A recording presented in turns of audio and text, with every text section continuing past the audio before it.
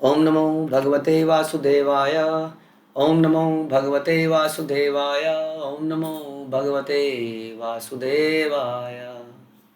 श्रीमद् भागवतम तीसरा कैंटो 29वां अध्याय और 33वां श्लोक। इससे पिछले श्लोक में हमने सुना कि वेदों का तात्पर्य समझने वाले हमने सुना कि कौन से ब्राह्मणों में भी कौन कौन से वर्ग हैं, डिवीज़न है, कैटेगरीज हैं। तो हमने सुना कि ब्राह्मण कौन है, वैष्णव कौन है।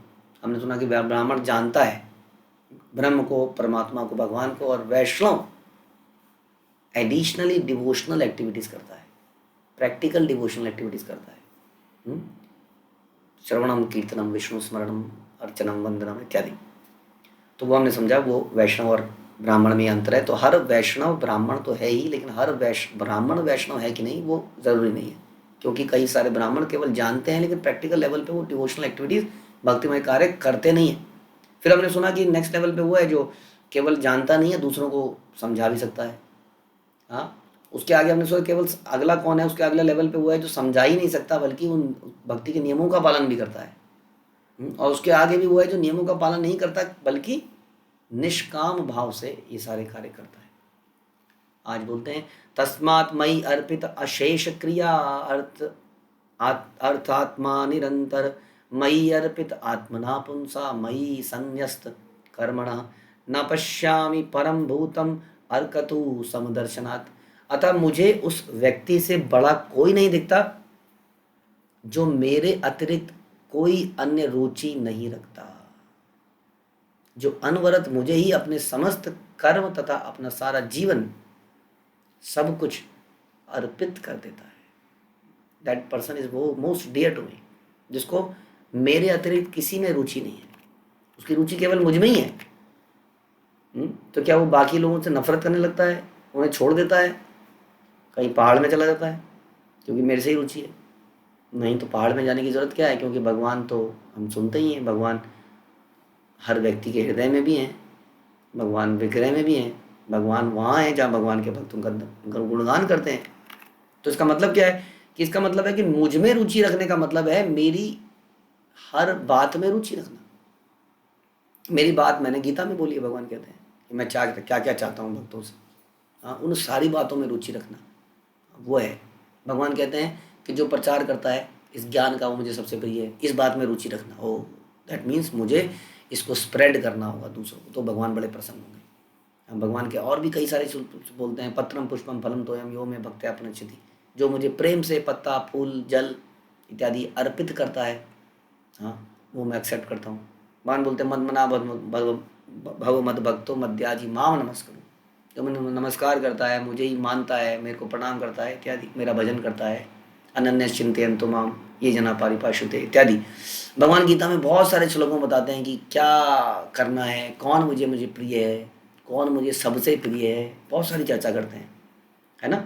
तो जिसकी रुचि इन सारी बातों में है वही तो है ना, उससे बड़ा कौन होगा। रुचि का मतलब समझना पड़ेगा आपको। मुझे बड़ी रुचि है, रक्षाबंधन के दिन मैं कन्हैया को राखी बांधती हूँ, ये रुचि की बात नहीं कर रहे हैं। ये रुचि कितनी गहरी है पता नहीं हमें, क्योंकि किसी व्यक्ति में कितनी रुचि है, उससे कितना प्रेम है वो इस बात पे पता चलता है कि हम उसकी बातों को कितना मानने को तैयार बैठे हैं। हम शारीरिक अट्रैक्शन की बात नहीं कर रहे हैं कि किसी व्यक्ति से अट्रैक्शन है उसको हम प्रेम मान लेते हैं, लेकिन बात कोई नहीं मानते हैं। हाँ, तो अल्टीमेटली रुचि कितनी है भगवान में पता चलेगा कि उनकी बातों में कितनी रुचि है, क्योंकि उनके फॉलोअर्स में कितनी रुचि है, उनके भक्तों में कितनी रुचि है। किसी आदमी के अंदर रुचि अगर होगी तो उसके आसपास के लोगों से भी रुचि पैदा हो जाएगी, क्योंकि उस आदमी से रुचि है। इसलिए भक्तों से रुचि होना ये उसके लक्षण है।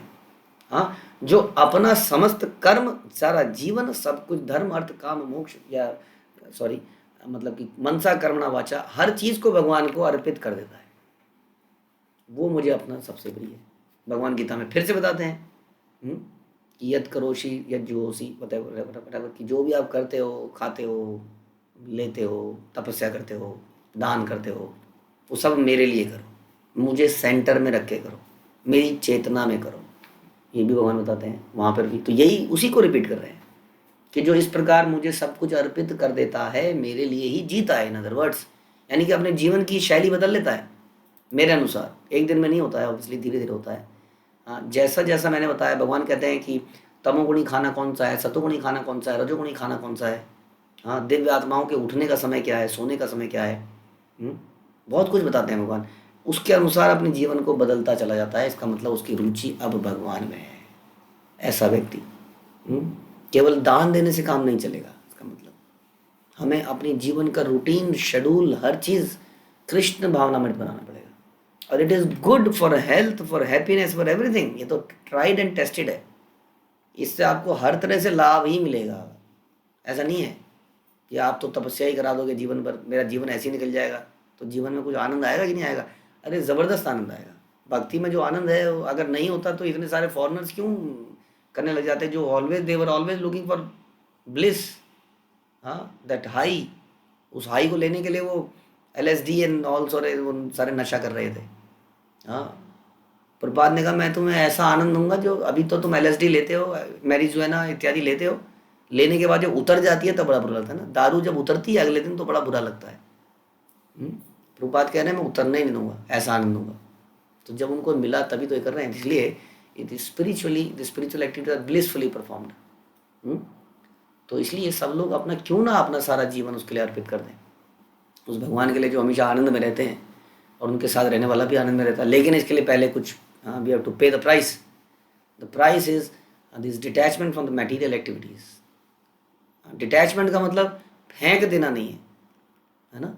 जैसे पैसे से अटैचमेंट, कंजूस व्यक्ति को पैसे से अटैचमेंट होती है, तो वो अपनी हेल्थ के लिए भी कुछ पैसा खर्च नहीं करता है। उसको बोल दो ना ताज़ा घी, शुद्ध घी लेगा तो माना आपको 2000 रुपये किलो मिलेगा। क्या क्या कह रहे हैं आप, 300-400 रुपये किलो घी खा लूँगा। उसकी अटैचमेंट है। तो यहाँ डिटैचमेंट का क्या मतलब हुआ? इसका मतलब अपनी ऐसी चीज़ों के लिए चीज़ों को लगाना जो अल्टीमेटली हमारे बेनिफिट के लिए है। तो ये डिटैचमेंट भी डिटैचमेंट कहाँ है सच में देखा जाए तो? It is investment, it is not detachment. It is investment of our time, of our money in Krishna conscious activities, क्योंकि वो हमारे परम हित में है। तो जो हमारी हित में है उसके लिए अगर मैंने अपना पैसा त्याग दिया, समय लगा दिया, तो क्या कर दिया मैंने? कुछ बड़ा काम कर दिया। अपने हित के लिए हमने इन्वेस्टमेंट करी। तो हर सेन व्यक्ति को, समझदार व्यक्ति को इस इन्वेस्टमेंट को करना ही चाहिए। बड़ा इंपॉर्टेंट है। ओके, मनसा एतानि भूतानि प्रणमेत बहुमानयन ईश्वर जीव कलया प्रविष्टः भगवान इति। ऐसा पूर्ण भक्त प्रत्येक जीव को प्रणाम करता है। इसके लक्षण कैसे हैं, उस जीव को कैसा हो जाता है? वो सबका आदर ही करना चाहता है। फिर भी कई बार अगर गलती से किसी के लिए निकल गया तो तुरंत क्षमा भी मांग लेता है। नहीं नहीं नहीं, मेरा ऐसा मतलब नहीं था, ये था। मतलब वो प्रणाम करने को तैयार बैठा है। उसको जिरह नहीं करनी है, तुम्हारी गलती थी, नहीं नहीं तुम्हारी गलती थी, मैंने तो ऐसा कहा था, नहीं नहीं मैंने तो ऐसा कहा था, नहीं नहीं, और अच्छा जी गलती तो मेरी ही थी। अगर मैं ऐसा ना कहता तो शायद आप ऐसा ना करते। चाहे माना सामने वाला अनरीजनेबल लग रहा है, लेकिन वो यही मानता है कि मैं ऐसा भी ना करता। अगर ज़्यादा सामने वाला ज़्यादा इरिटेटिंग फेलो है, जल्दी इरिटेट हो जाता है, तो मैं अगर ऐसा बोलता नहीं तो वो इरिटेट ही नहीं होता। मुझे पता है कि इरिटेटिंग है, तो क्यों ना मैं और ज़्यादा सौम्य बन जाऊँ। क्यों इरिटेटिंग व्यक्ति को इरिटेट किया जाए? जो ऑलरेडी जीवन से परेशान है वही तो इरिटेटेड, हमेशा परेशान रहता है, चिड़ा बुना सा रहता है, चेहरे पे दिखता है। क्यों एक तो उस व्यक्ति को और परेशान किया जाए? तो हम अगर किसी को प्रणाम करने को तैयार है, क्योंकि उसका दृढ़ विश्वास है कि भगवान प्रत्येक जीव के शरीर के भीतर परमात्मा या नियामक के रूप में प्रविष्ट हैं। वो जानता है कि परमात्मा है उसके हृदय में। तो क्यों, जिसके हृदय में, जिसको परमात्मा ने नहीं त्यागा उसको मैं कैसे त्याग दूँ? इसलिए भक्त किसी भी स्थिति में सामने वाले को स्वीकार करने के लिए तैयार हो जाता है, क्योंकि परमात्मा ने नहीं त्यागा ना उसको अब तक। परमात्मा साथ में है उसके। तो कहता है तो आओ, आइए, कोई बात नहीं, आपने हमें मारा था, कोई बात नहीं, आइए, कोई बात नहीं, जुड़िए भगवान के प्रोसेस में, जुड़िए। वो हर किसी को जोड़ना चाहता है, बट एक्सेप्ट इसीलिए करता है सबको, किसी से भगवान की जो उसको पता है कि यदि भगवान से नहीं जुड़ेगा तो ये सांप हमेशा काटता ही रहेगा। सांप से गले नहीं मिलता है, लेकिन धीरे धीरे सांप को भगवान की सेवा में लगा देता है। ईर्ष्यालु व्यक्ति को भी भगवान की सेवा में लगा देता है, यदि वो थोड़ा सा भी इंक्लिनेशन दिखाए तो। नहीं तो जबरदस्ती किसी डसने वाले को फालतू में वो नहीं करना चाहिए, तंग। आप किसी ऐसे व्यक्ति, ईर्ष्यालु व्यक्ति को प्रचार करने जाओगे तो अपराध है, क्योंकि वो बहुत सारी गालियां देगा, गलत शब्द बोलेगा और हमेशा के लिए नरक में चला जाएगा, अपना नुकसान करेगा, इसलिए मना किया है। और तो क्या करेगा, भगवान का क्या बिगाड़ लेगा, भक्तों का क्या बिगाड़ लेगा, लेकिन अपशब्द बोल के अपना इटरनल नुकसान कर लेगा, क्योंकि उसको ज़बरदस्त अपराध लगेगा। इसलिए ऐसे व्यक्ति को तो हम प्रीच नहीं करते, लेकिन ऐसे व्यक्ति को हम प्रसाद दे देते हैं आउट ऑफ मर्सी, करुणा। हाँ, प्रसाद तो खाएगा, जीव तो लंबी लंबी है ही, उससे उसके अंदर शुद्धिकरण होगा। तो इस प्रकार से यहाँ बता रहे हैं, ये समझते हुए कि सबके हृदय में भगवान हैं, वो सबको ही श्रद्धा से, सबको ही मतलब सब, किसी के लिए ईर्ष्या नहीं है, किसी के लिए नफरत नहीं है, किसी के लिए द्वेष नहीं है, वो सबको सम्मानित करना चाहता है। भक्ति योग च योग च मया मानवी उदीरिता ययो एक तरेण एव पुरुषा पुरुषम व्रजेत। हे माता, हे मनुपुत्री, जो भक्त इस प्रकार से भक्ति तथा योग का साधन करता है, उसे केवल भक्ति से ही परम पुरुष का धाम प्राप्त हो सकता है। माता देवती को बता रहे हैं कि हे मनुपुत्री, स्वयंभू मनु की पुत्री थी वो, मनुपुत्री, जो भक्त इस प्रकार से भक्ति तथा योग का साधन करता है, जैसा मैंने बताया इस चैप्टर में, कपिल भगवान कह रहे हैं, उसे केवल भक्ति से ही परम पुरुष का धाम प्राप्त हो सकता है। हाँ, यहाँ बिल्कुल ठीक ठीक बताया प्रभुपाद कह रहे हैं कि अष्टांग योग इस उद्देश्य से संपन्न किया जाता है जिससे भक्ति योग की पूर्ण अवस्था प्राप्त हो सके। केवल आसन लगाने से अपने को पूर्ण मत समझिए। योगा डे तो हम मना रहे हैं, बट वास्तव में वो आसन डे है, योगा डे नहीं है, क्योंकि योग तो किसी का हो नहीं पा रहा है उससे। योग मतलब जुड़ना, कनेक्शन भगवान से हो नहीं पा रहा है, आसन डे जरूर है। ध्यान के द्वारा उसे भक्ति योग की अवस्था प्राप्त करनी चाहिए, जैसे कि पहले कहा जा चुका है। योगी को चरण तल से पांव, घुटनों, जांघों से होते वक्षस्थल और गले तक भगवान विष्णु के रूप का ध्यान करना चाहिए। हाँ ठीक है, वो आसन लगाए, that is one of the step, but आसन लगाने से पहले भी हमने कुछ सुना था। हाँ, जो उसको करना है, यम नियम करने हैं, उसके बाद आसन लगाना है। तो धीरे धीरे आप जानते ही हैं, धीरे धीरे यम नियम, आसन प्राणायाम, प्रत्याहार इत्यादि आपको हम सुनते हैं, ध्यान, धारणा, समाधि।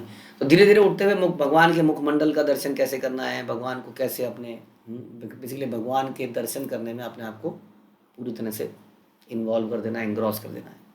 जब भगवान के इस प्रकार विस्तृत ध्यान के बाद भगवत प्रेम की बारी आती है, तो यही स्तर भक्ति योग का है, क्योंकि भगवान को देखने के बाद कोई ऐसा हो नहीं सकता कि भगवान से प्रेम ना करे।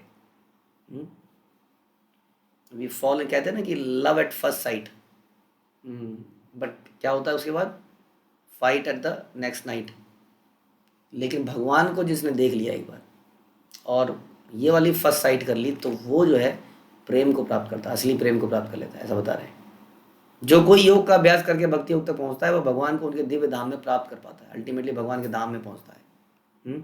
लेकिन उसके लिए उसको बीच में बहुत कुछ करना पड़ेगा, जो हमने सुना है इस चैप्टर के अंदर, ये करना है, वो करना है। लेकिन उसके लिए उसको भोगी, जैसे हम सुनते ही हैं कि काम क्रोध लोभ जो है, इन चीज़ों से तो उसको हटना ही पड़ेगा। अब वो खुद को भोगी समझेगा तो भगवान के धाम में कभी नहीं पहुंच पाएगा। भगवान के धाम में से ही तो पीट पीट के निकाला गया ऐसे लोगों को जो खुद भोगना चाहते थे, क्योंकि वहाँ पर भगवान के अनन्य भक्त हैं, जो भगवान को प्रसन्न देखना चाहते हैं, उन्हीं की प्रसन्नता के लिए जीते हैं और भगवान का प्रसाद ग्रहण करते हैं। इसके विपरीत जब है कोई भगवान की नकल करके कोई व्यक्ति भोगना चाहता है, तो उसकी इच्छा माया कहलाती है और उसको उस भौतिक जगत में गिरा देती है। यही कारण है हमारा यहाँ बार बार गिरने का, because we want to enjoy separately from Krishna. Enjoyment करिए, no problem, but along with Krishna, understanding the rules and regulations. भगवान को आनंद देने में आनंद लीजिए, लेकिन भगवान से सेपरेट होकर जब हम आनंद लेना चाहते हैं तो हम करप्ट हो जाते हैं, कंटामिनेट हो जाते हैं और संसार में आके गिर जाते हैं। यही बता रहे हैं।